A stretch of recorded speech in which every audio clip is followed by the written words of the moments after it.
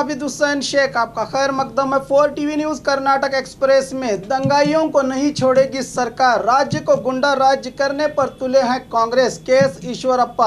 आज मंगलुरु में मीडिया से बात करते हुए ग्रामीण अभिवृद्धि सचिव केएस ईश्वरप्पा ने कहा कि मंगलुरु में प्रदर्शनकारियों ने पेट्रोल बम का और हथियारों का इस्तेमाल किया है, ऐसे गतिविधियों को मौका नहीं दिया जाएगा।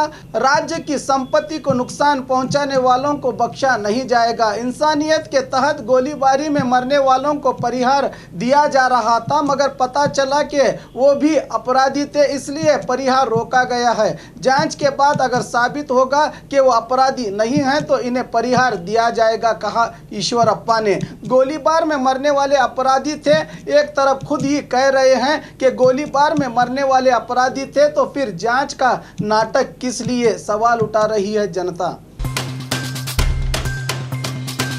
अमन और शांति से प्रदर्शन करते हुए पुलिस वालों को गुलाब के फूल पेश किए प्रदर्शनकारियों ने। टाउन हॉल के पास बिखरे हुए कचरे को भी साफ किया प्रदर्शनकारियों ने। इसी तरह कल दक्षिण कन्नड़ जिले के बंतवाल तालुके के कैंबक ग्राम में कल रात प्रदर्शनकारियों ने बिना अनुमति के रास्ता रोकने की कोशिश की तो पुलिस ने इनको तितर बितर किया था।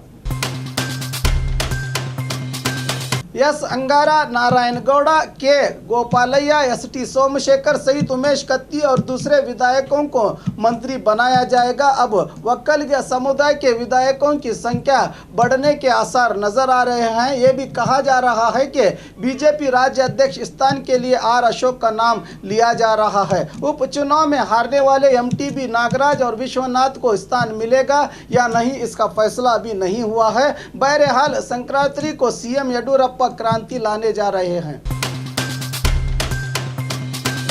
बेंगलुरु पूर्व तालुका तहसीलदार दफ्तर में लेट नाइट ऑपरेशन। सेवा अवधि में ही दफ्तर में अधिकारियों का मिलना मुहाल होता है। ऐसे में रात 8 बजे के बाद भी दफ्तर में काम कर रहे थे तहसीलदार मंजुनाथ और सिब्बंदी।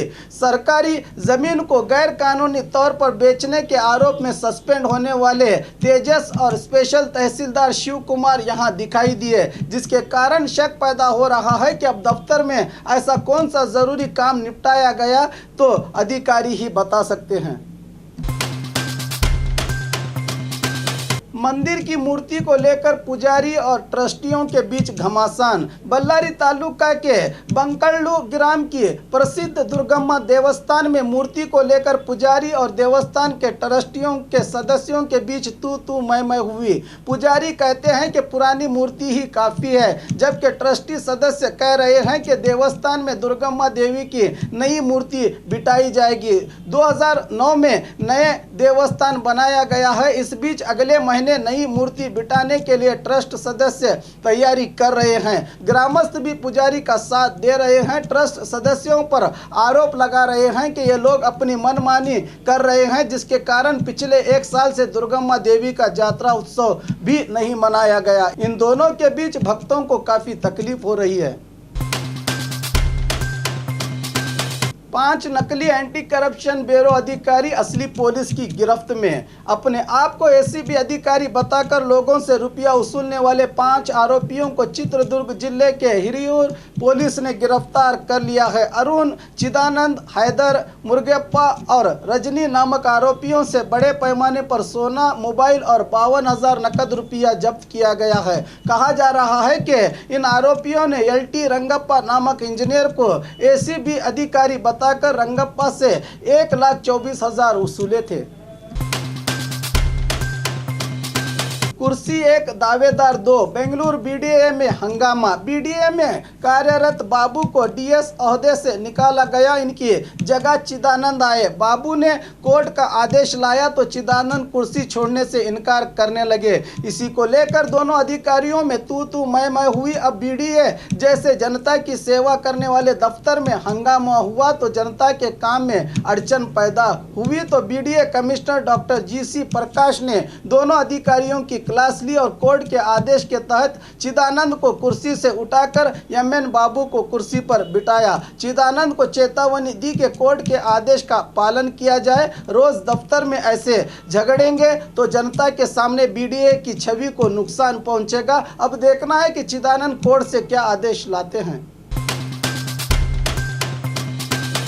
अंगविकल बेटे को मिट्टी में गाड़ने पर बाप पुलिस की हिरासत में। अंधविश्वास के चलते सूरज ग्रहण के मौके पर अपने अंगविकल 24 साल बेटे को पोषकों ने जमीन में गाड़ दिया था। यह घटना बीजापुर जिला इंडी तालुका के अर्जुनगी में घटी थी। पोषकों का मानना था कि सूरज ग्रहण के मौके पर ऐसा करने से अंगविकलता ठीक होगी। इसी मामले को लेकर इंडी पुलिस ने पोषक बाप बाबू और आईपीसी सेक्शन 336, 342 और 508 के तहत मामला दर्ज करके गिरफ्तार कर लिया है। जांच से पहले ही मृतक अपराधी घोषित, जमीर अहमद का सीएम से सवाल। मंगलुरु में सीएए और एनआरसी कानून के विरोध में 2 मासूमों पर पुलिस ने गोली चलाई, जिसके कारण दोनों पुलिस के गोली का शिकार हुए। सीएम ने पहले 10 लाख परिहार की घोषणा की थी, फिर परिहार को यह कहकर रोक दिया कि मृतक ही इस मामले में अपराधी हैं। इस बात को लेकर कांग्रेस के पूर्व मंत्री जमीर अहमद ने आज मंगलुरु में मीडिया से बात करते हुए कहा कि पुलिस को एकदम से गोलीबारी नहीं करनी चाहिए थी। सिर्फ 300 लोगों को काबू करने में पुलिस नाकाम हुई है। ऐसे पुलिस किस काम की? हिंसा में मरने वाले अपराधी थे, ये हकीकत अभी साबित भी नहीं हुआ। फिर सीएम ने कैसे कहा कि मरने वाले दोनों युवक अपराधी थे? सवाल उठाते हुए कहा कि घटना की जांच हाईकोर्ट जज से करवानी चाहिए। लोगों को खुश करने के लिए परिहार की घोषणा की, फिर वापस ले लिया। किसी ने भी सरकारी संपत्ति को नुकसान नहीं पहुंचाया। सरकार हिटलर की तरह बर्ताव कर रही है। ये सब देखकर हम खामोश नहीं रहेंगे। विधानसभा अधिवेशन में सरकार से सवाल पूछेंगे, कहा जमीर अहमद खान ने। परिहार वापस लेने का सरकार का फैसला गलत है, शशिकांत सेंथिल। पिछले दिनों प्रशासन के फैसलों में बीजेपी की मदाखिलत के चलते जिलाधिकारी पद से इस्तीफा देने वाले मंगलुरु के पूर्व डीसी शशिकांत ने आज मंगलुरु में मीडिया से कहा कि मंगलुरु में हुई गोलीबारी की घटना से बड़ा दुख हुआ है। सीएए और एनआरसी कानून गरीबों के खिलाफ है। इससे मध्यम वर्ग परिवारों को बड़ी परेशानी होगी। इस देश को ऐसे कानूनों की जरूरत नहीं है। परिहार वापस लेने के फैसले को खराब फैसला बताया शशिकांत ने। मौके पर ही जनता की समस्या का परिहार किया सचिव प्रभु चौहान ने। बीदर के एनिमल हस्बेंड्री मिनिस्टर प्रभु चौहान ने मौके पर ही जनता की समस्याओं का समाधान करके जनता का दिल जीत लिया। सभी तालुका केंद्रों में कंप्लेंट बॉक्स लगवाकर जनता की समस्याओं के समाधान के लिए कदम उठाया है। जिले के औराद तालुका के वदगांव ग्राम के प्राथमिक आरोग्य केंद्र में पानी की किल्लत के बारे में सुना तो फौरन ही बोरवेल की मशीन मंगवाकर बोरवेल खुदवाकर 24 घंटों में समस्या का समाधान किया, जिससे क्षेत्र की जनता में खुशी की लहर दौड़ गई है।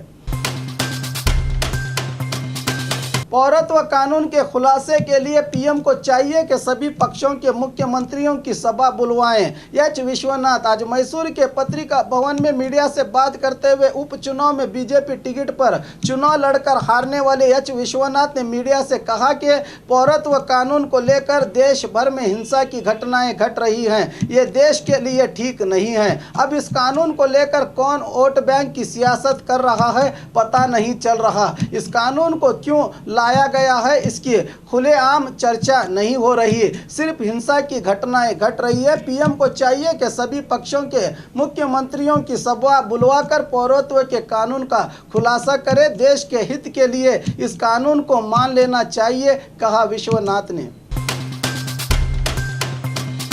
और खबरों के लिए देखते रहिए 4 टीवी न्यूज़ कर्नाटक एक्सप्रेस।